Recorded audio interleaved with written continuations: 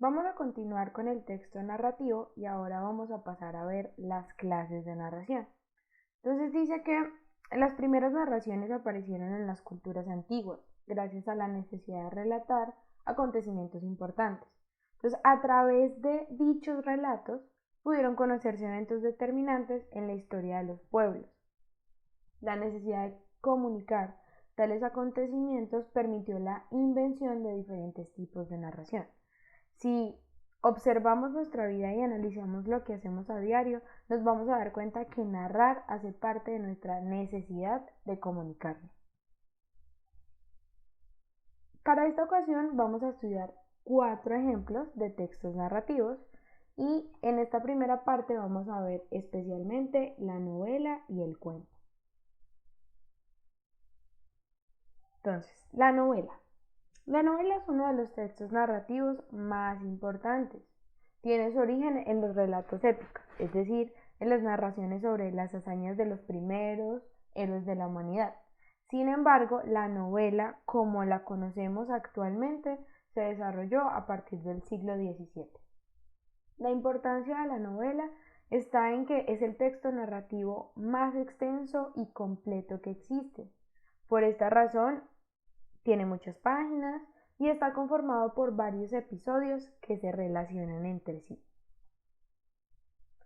¿Cuáles son sus principales características? Pues crea una historia ficticia, es decir, imaginaria, con los elementos de la realidad que la hacen creíble. Incluye varios relatos en una historia principal, tiene muchos personajes, la descripción de los personajes, los espacios y el tiempo es muy detallada y es una narración extensa. Ahora el cuento. Entonces el cuento también existe desde los primeros tiempos de la humanidad. Antes de que existiera la escritura, los padres relataban historias imaginarias a sus hijos, que estos cuando crecían se las transmitían a los suyos. Entonces se compartía de generación en generación, podríamos decir, y es una narración breve para ser escuchada o leída sin pausa de principio a fin.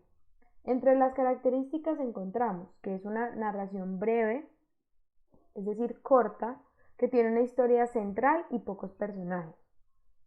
Tiene una estructura de inicio, nudo y desenlace, y los elementos básicos, como los personajes, el tiempo y el espacio, se relacionan entre sí y van enfocados hacia el desenlace de la historia.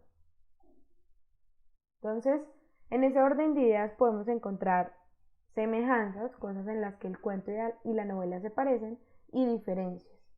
Entonces, en las semejanzas podemos observar que los dos son textos narrativos. También presentan la misma estructura de inicio, nudo y desenlace, los mismos elementos, personajes, tiempo, espacio, utilizan el lenguaje narrativo, el diálogo y las descripciones y cuentan con los mismos tipos de narradores como veíamos anteriormente, en primera y en tercera persona. Además, los hechos son creados por la mente del escritor, tanto en el cuento como en la novela. ¿En qué se diferencia? En que la novela es un texto extenso, el cuento es breve o corto. La novela utiliza bastantes personajes, el cuento pocos. En el cuento todas las acciones tienen una consecuencia clara, en la novela no, pueden haber acciones sin consecuencia. En el cuento los personajes, el tiempo y el espacio están relacionados entre sí, enfocados hacia el desenlace. En la novela no. Y la novela crea varias historias entrelazadas con una historia central. En cambio, en el cuento hay una sola historia. Así podemos decir que la novela y el cuento son textos narrativos que surgen de la necesidad de crear mundos imaginarios con elementos de la realidad.